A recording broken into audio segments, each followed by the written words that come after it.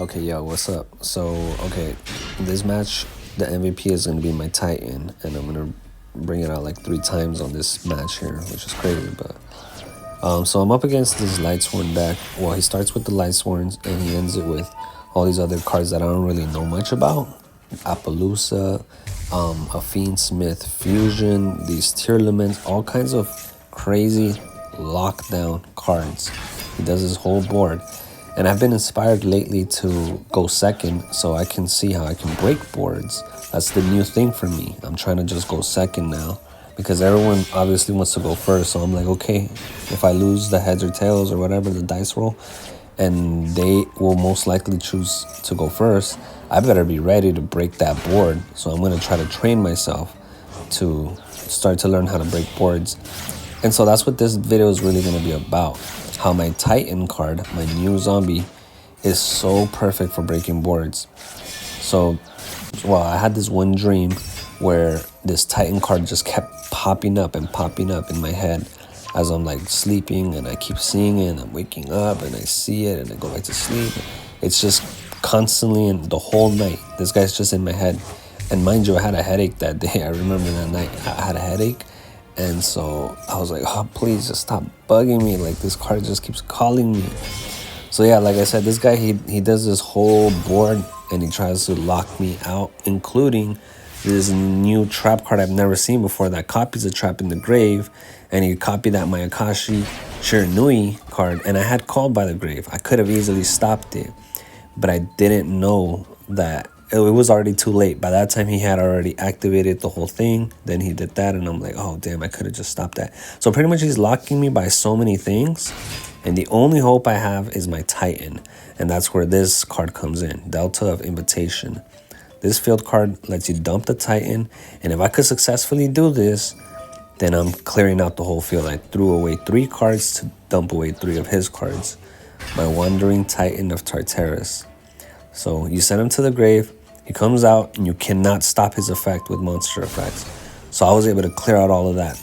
But damn, even with all that, one of his cards got sent to the graveyard, which means he either special summons one of them or he pops my card, and I had to call by the grave, one or the other. So I was like, you know what, fuck it, he could pop my card, but I'm not letting him special summon because I don't know the threats. Since I told you I don't know this deck, I don't really know much of these new cards. I didn't want to risk him special summoning, I guess it was the tier limit, and from that point on he'll just keep bringing out more and more things. So I was like, you could destroy mine and I'll stop you from special summoning, and I'll just end my turn by setting this face down, the Elixir of the Sanguine. He's the only card that's going to help me for any kind of blow. If he's trying to hit me, I'm going to have the Elixir card just protect me, or the Eldritch I should say.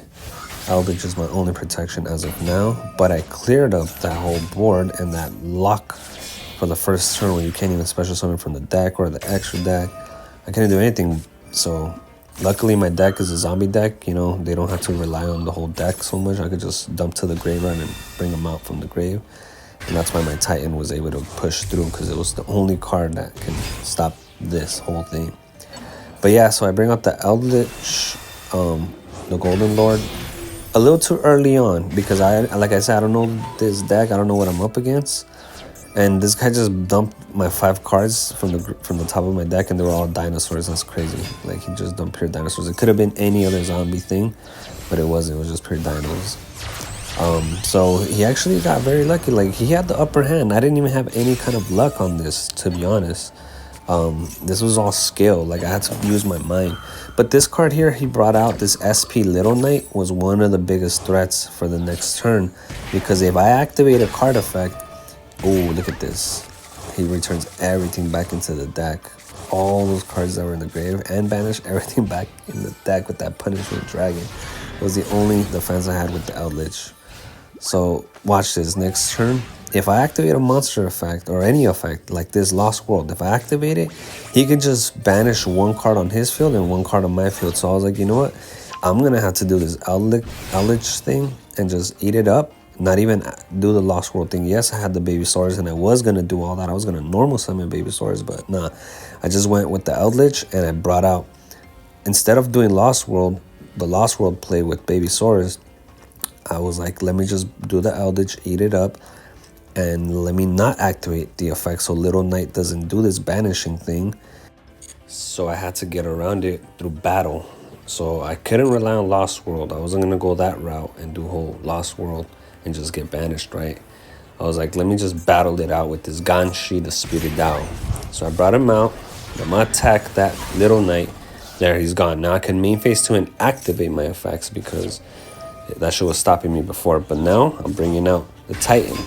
Once again, thanks to him for taking it back to my deck, and I was able to reuse him. But he decides to battle my Titan. I don't know if he's calculating this, but if you send him to the graveyard, I'll discard and send you to the graveyard. And yeah, he gave up. He couldn't handle that humiliation.